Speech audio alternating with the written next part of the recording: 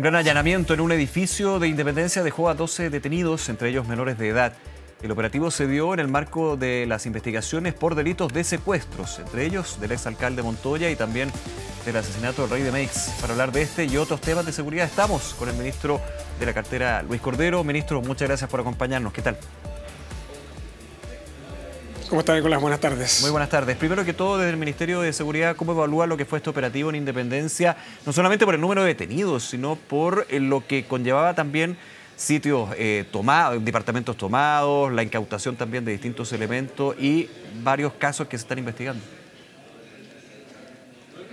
Sí, bueno, esto forma parte de un trabajo conjunto e integrado, tanto de Carabineros como de la Policía de Investigaciones. Eran dos investigaciones que llevaban ellos separadamente a cargo de fiscales distintos. Como usted bien sabe, el Ministerio de Seguridad ha estado promoviendo el trabajo integrado de Carabineros y la Policía de Investigaciones, así lo hemos hecho en frontera, así trabajamos también para el operativo nacional que fue la semana pasada. Y este operativo era muy significativo desde el punto de vista de la irrupción y para eso el Ministerio Público actuó no solo proactivamente, sino que también alineó los objetivos para el trabajo conjunto de ambas policías. Por lo tanto, se pudo ingresar, hacer efectivas las órdenes de registro y las órdenes de detención en un mismo condominio que abordaba dos torres de modo distinto y por lo tanto se vio el volumen muy significativo de policías, tanto de Carabineros como la Policía de Investigaciones. Este comenzó con una etapa preparatoria en el recinto del GOPE, ahí en Cerrillos, a las 4 de la mañana, y las irrupciones comenzaron aproximadamente a las 5 de la mañana, 5 y cuarto de la mañana. Proceso que además monitoreamos conjuntamente con el fiscal nacional en el OS9 de Carabineros. Ministro, por supuesto que hay una investigación en curso sobre especialmente los detenidos, pero a priori ellos están conectados. Se habla de una organización criminal que están debajo de esta, digamos. Mire, en el punto de prensa de la mañana nosotros tratamos de mostrar la actuación conjunta del Sistema de Seguridad Pública, que por cierto en este caso estaba encabezada por la persecución penal, ambas policías, el Ministerio de Seguridad, pero también el municipio de Independencia, sobre todo para la etapa posterior, de resguardar esos lugares adecuadamente. Las investigaciones provienen de orígenes distintos, tal como se tomaron resguardos en la mañana de no entregar detalles sobre eso. Yo por ahora solo podría decir que los supuestos de una organización criminal son demasiado aventurados. Estos son procedimientos de investigación que se encuentran en curso. Tal como usted ha dicho, corresponde a 12 personas detenidas. La investigación sigue en curso y por lo tanto el procedimiento sigue en curso.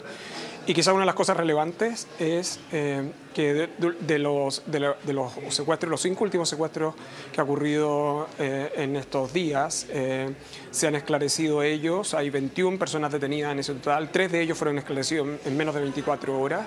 Y eso da cuenta no solo del trabajo integrado, sino que además del poder del Estado cuando actúa conjuntamente para abordar este tipo de delitos. Ahora, si bien eran investigaciones que estaban asociadas a secuestro, también habían aspectos vinculados a usurpaciones ilícitas de esos departamentos. ¿Por qué esto es relevante? Es relevante porque también hay una manera en que las organizaciones criminales logran presencia territorial, esta vez ocupando horizontalmente determinado tipo de edificio, especialmente en aquellos que tienen muchísima densidad y que están vinculados a lo que uno podría denominar guetos verticales, en el fondo. Claro, y ahora le quiero hacer una pregunta desde lo que escuchábamos en distintas voces durante la mañana, ¿no? Tras el operativo de vecinos que hablaban con el matinal aquí en el canal u otros matinales. En términos de esto ya lo sabían, ya había sido denunciado, en términos de tomarse los departamentos, de incivilidades, de cosas extrañas, de movimientos extraños, y muchos decían, ¿por qué no se hizo esto antes? Esto dejando de lado lo que es la investigación de delitos de secuestro, por ejemplo. Para dar una explicación, digamos, que es bien razonable la atención a lo que dicen. ¿Por qué no se hizo antes? ¿Por qué ahora? ¿Qué de alguna manera impide esto? Mire, es bien razonable, pero eso en buena parte tiene que ver con cómo avanzan las investigaciones. Como le he dicho, las investigaciones estaban asociadas a secuestros, pero también habían denuncias de usurpaciones que permitieron acumular esas investigaciones para hacer una irrupción tan importante por parte de ambas policías en el lugar. Es cierto lo que indican los vecinos. Una de las aspectos que nosotros hemos puesto énfasis en la mañana, por eso hablamos tempranamente con el fiscal nacional, con el alcalde de Independencia, era que era muy relevante también el rol del municipio para resguardar y clausurar esos departamentos que han sido ocupados ilícitamente, entre otras cosas por razones de inhabitabilidad. Hay competencias que están asociadas a la Ley General de Urbanismo y Construcciones u otras que tienen los municipios que pueden ser extremadamente útiles para poder cooperar también en que estas intervenciones, que si bien son del ámbito del enjuiciamiento criminal, puedan reforzarse con otro tipo de competencias que vienen, por ejemplo, por parte de los municipios. Y el alcalde Iglesias, por cierto, ha actuado muy proactivamente en este tema, entre otras porque es un asunto que él tiene particular interés también. Sí. Sin entrar en detalles de las investigaciones, por supuesto, para el recuerdo de estas, ministro, y apuntando a lo que usted dice, la colaboración de distintos estamentos, entre ellos los municipios, que son quienes reciben las primeras señales de alerta, digamos, ¿no? Desde el Ministerio de Seguridad Pública, como nueva institucionalidad reciente, digamos, ¿hay un contacto directo con los alcaldes, las alcaldesas que van directamente hacia el Ministerio? Muchas veces escuchábamos críticas desde los municipios en términos de que no tienen las facultades de seguridad y muchas veces no eran oídos, digamos, por el gobierno central o por los organismos, no de seguridad, carabineros sí, pero que se topaba en eso. A ver, los municipios tienen un rol muy activo en materia de seguridad, especialmente desde el punto de vista preventivo. Claro. Desde que se instaló el Ministerio de Seguridad, desde el primer día, lo que hemos hecho prácticamente toda la semana es visitar desde el Ministerio de Seguridad los municipios, no a la inversa, no es que los municipios vengan al Ministerio de Seguridad. Y cuando nosotros nos movemos hacia los municipios, lo que hacemos es ir además con los altos mandos, tanto de Carabineros como la Policía de Investigaciones. Solemos analizar además las realidades territoriales, porque los municipios tienen entre sí distintas realidades. Y además, una de las cosas que uno, además, es más enriquecedora de esas visitas, es que los municipios también tienen distintas maneras de abordar los problemas de seguridad, tienen distintos modelos de gestión, porque uno en una misma región, en verdad, puede tener en un mismo territorio distintos tipos de problemas porque son bastante heterogéneos. Fíjese, por ejemplo, que en la región metropolitana, áreas complejas son áreas fronterizas que corresponden a una o más comunas. Claro, una más comuna. O bien, en verdad no es la comuna, no es necesariamente una comuna completa, sino que es un barrio y dentro de un barrio un par de cuadras. Y eso lo que genera es los incentivos de trabajo cooperativo. Es lo que está pasando, por ejemplo, a propósito de la zona del barrio Bellavista, entre el municipio de Providencia, Recoleta y Santiago, es lo que pasa en el sector de La Chimba, entre Independencia, Recoleta y Santiago, y así podríamos seguir, ¿no?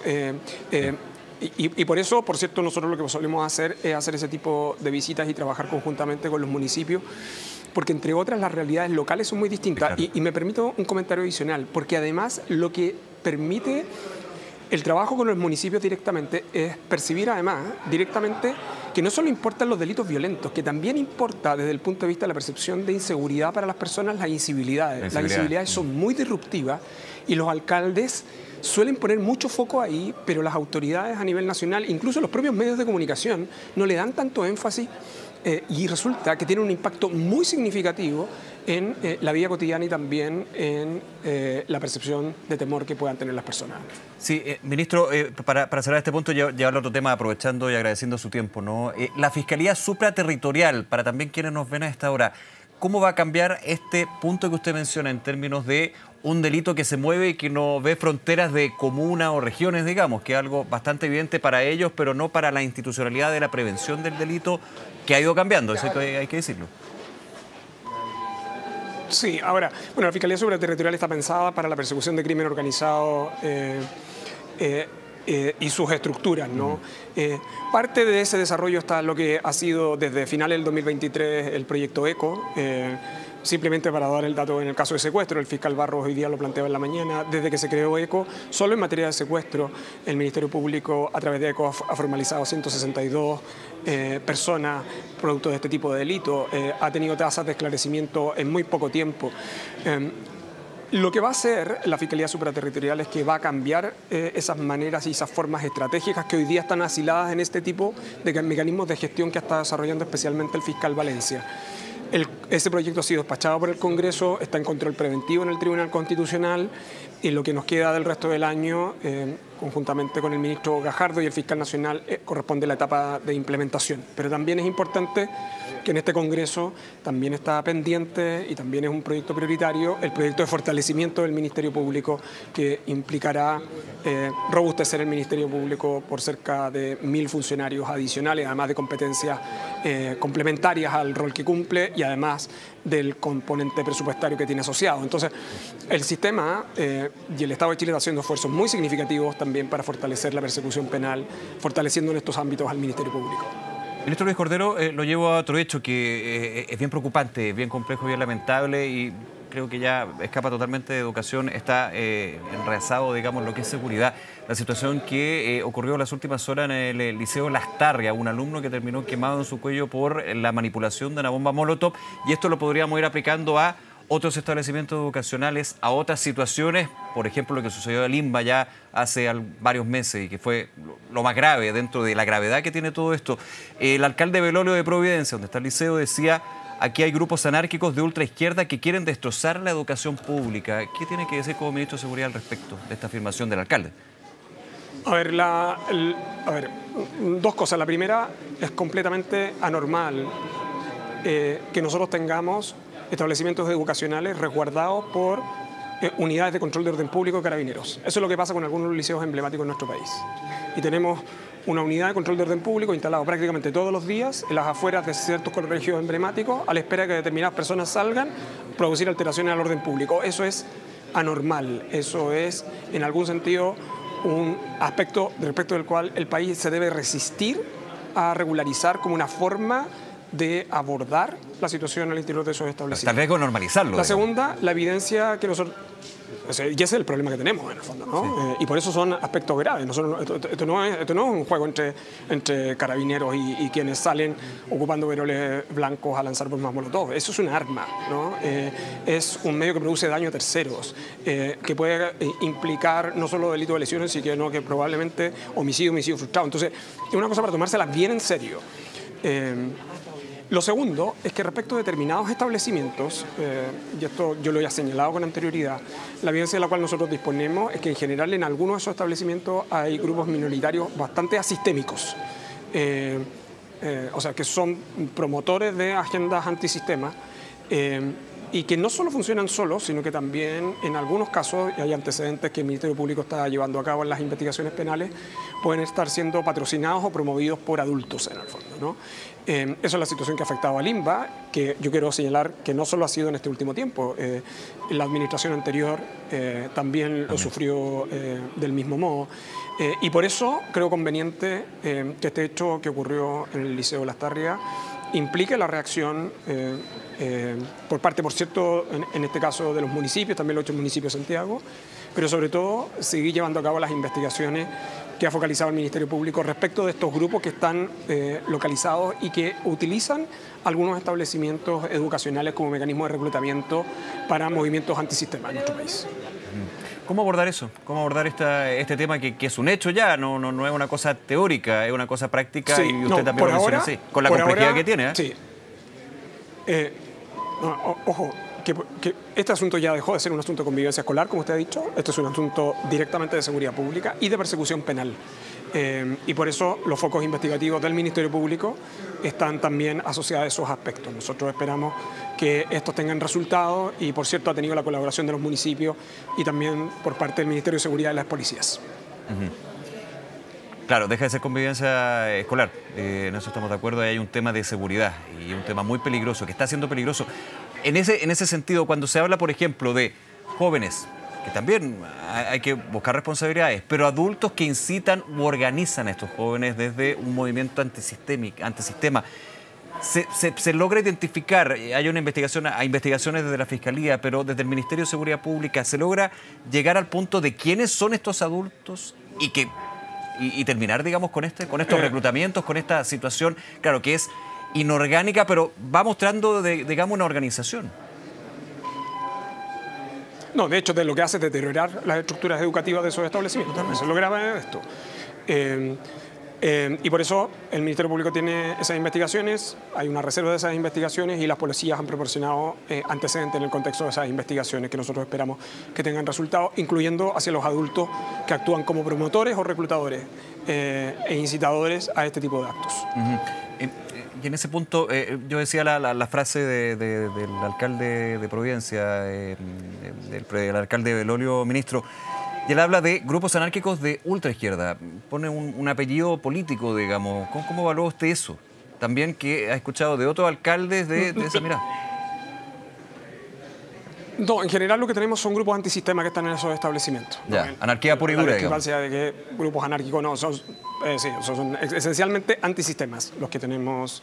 Y ese es el riesgo además y los niveles incrementales de violencia que se han estado utilizando, porque además tienen un efecto muy corrosivo al interior de los establecimientos, pero en segundo lugar también muy coercitivo respecto del resto de la comunidad universitaria. Por eso, o sea, de la universidad educativa. Sí, por eso, por lo mismo, hay que reaccionar. Y por eso yo creo que no hay otra alternativa que la persecución penal en estos casos. Y por eso esto ya no es un problema de convivencia escolar. Esto es un problema de seguridad pública y de persecución penal en el caso de esos actos de violencia y quienes lo promueven. Usted decía al comienzo, ¿es anormal que hayan grupos de operaciones especiales o carabineros, digamos, custodiando ciertos centros educacionales? Es anormal y no debemos normalizarlo. Pero estamos en ese escenario, se está dando, es la prevención lamentablemente que se tiene que dar. ¿Se ha pensado en otras herramientas de prevención más allá de la persecución que se tenga que dar de estos grupos? Estoy pensando, no sé, la eterna discusión con respecto a detectores de metales o también lo que puede ser en la revisión periódica, digamos, de centros de establecimientos buscando bombas molotov, por ejemplo, que se van confeccionando ahí adentro. Claro, lo que pasa es que eso significaría a su vez normalizar el desarrollo de elementos explosivos al interior de un establecimiento educacional y por eso en algunas ocasiones la persecución penal es muy eficaz cuando persigue y saca de circulación a quienes son los incitadores de este tipo de casos. Yeah. Y eso es a lo que el Estado de Chile se tiene que abocar. Y yo creo que en esto uno no tiene que tener matices. Esto no es un problema de convivencia escolar, esto es un problema de seguridad y un problema de persecución penal. Esto no es movilización estudiantil, esto son derechamente personas que lo que están haciendo es amedrentando las comunidades escolares en las cuales desarrollan sus actos que son verdaderos actos de cobardía, en verdad. Ministro, ayer en entrevista aquí en Canal 24 Horas con el alcalde Mario Desbordes de Santiago, que también ha tenido este tipo de situaciones y en las anteriores administraciones también, hay que decirlo, hablaba de otras alternativas, por ejemplo, control biométrico, incluso huellas dactilares, evaluarla. No se descarta ninguna de estas posibilidades preventivas en una situación, yo estoy de acuerdo con usted, anormal, pero que existe, es patente. Sí, el ministro Cataldo ya se refirió a este tema, que tiene que ver con esta vez con las medidas de resguardo al interior de los establecimientos. El ministro Cataldo ha sido muy claro en este punto que el Ejecutivo no se cierra a la conversación de este tipo de aspectos, pero siempre entendiendo que estamos interviniendo sobre comunidades educativas, que es lo que nos interesa, sacar la violencia y los problemas de seguridad de su establecimiento. Lo que no podemos hacer es sustituir al inspector general por un policía, ¿no? Y eso debiera ser el esfuerzo en el cual todos debiéramos avanzar. Claro, y también en ese punto no puede haber en vez de un director, un supervisor policial, digamos, pongámoslo en ese sentido, pero desde las comunidades educativas y la misma administración se piden, no sé si facultades, pero sí algo de garantía y apoyo más allá del que existe, digamos. Esto desde lo ocasional, pero por sobre todo en la seguridad, porque no es un tema, y vuelvo a usted, no es un tema de convivencia escolar, ya no, hace tiempo. Sí, y por eso yo creo que es muy relevante tener resultados en la persecución penal en estos casos. Yo soy un convencido que teniendo castigos ejemplares a quienes han estado promoviendo este tipo de actos, especialmente los adultos, es una manera de interrumpir este ciclo de violencia que está hoy día instalado en algunos establecimientos. Pero en el balance, ministro, para los padres, los apoderados, para las comunidades educativas, ¿han habido avances? ¿Han habido personas detenidas, enjuiciadas, digamos? Porque la percepción que se tiene de esto, liceo emblemático, es que no ha pasado nada. Voy a la percepción de ellos, quiero ver si efectivamente es una percepción que tiene base o no. Sí, lo que tenemos ahí son investigaciones que están en curso, pero también necesitamos cooperación, ¿no? Como la manera en que se pueden entregar antecedentes. Por cierto, hay algunas personas que pueden tener temor de entregar antecedentes, pero hay medios en el cual el Ministerio Público y las policías pueden proveer de seguridad para que esas personas puedan entregar los antecedentes adecuados. Ministro Luis Cordero, agradecerle nuevamente por acompañarnos esta tarde, que esté muy bien. No, por favor, que esté muy bien. Hasta luego, gracias. Avísame.